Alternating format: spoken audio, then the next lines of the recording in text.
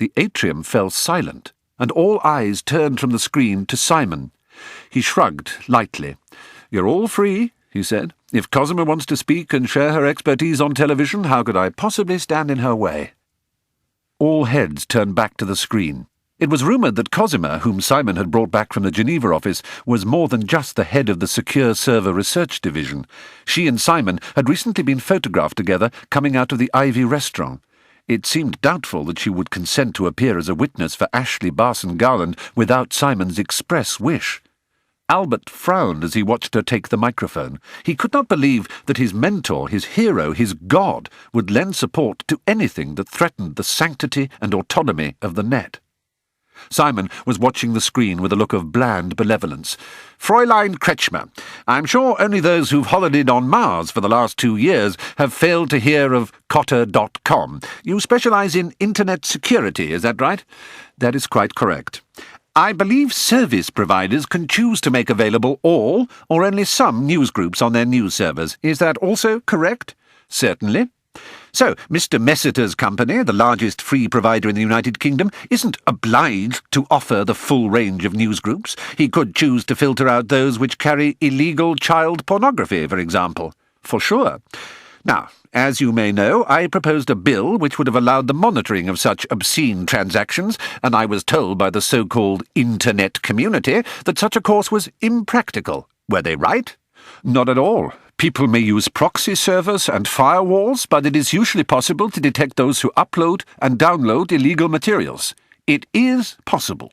Do you think the government should take steps to implement the tracking of this kind of traffic?" "No, I do not." Ashley flickered for a moment. Forgive me, Fräulein Kretschmer. Cosima, please. You told me earlier that you did believe in such monitoring." "Did I?" "You know you did." "It is a complex matter. The question of civil liberties is important. I've been thinking more deeply on this subject lately." "Civil liberties? What about the rights of families to live free of fear and contamination? Do those count for nothing?" A hearty round of applause interrupted the first part of Cosima's reply. "Well, let us suppose," she said, "that in my research I came upon evidence of a person who had regularly used the Internet for his own personal sexual gratification, downloading illegal pornography and so forth.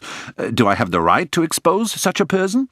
"Of course you do. If their computer drives contain illegal material, it's the same as possessing it in photographic form on paper. We all know that."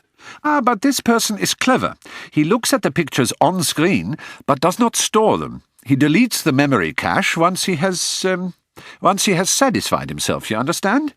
Ashley's stern voice cut through a bubble of titters emanating from the back row of the audience. "All this hypothetical speculation seems to me to miss the main point of our discussion," he said. "We are addressing—" "It's at the absolute heart of our discussion," Brad Messiter shouted from the back, unmiked, but loud enough to be heard. "Tell us more about this hypothetical case, Cosima." "As a matter of fact," said Cosima, who, unlike Messiter, had a radio microphone clipped to the lapel of her jacket, "it is not hypothetical. I am talking about you, Mr. Barson-Garland. You. You have logged up an average of 16 hours a week accessing sites devoted to photographs of young teenage boys.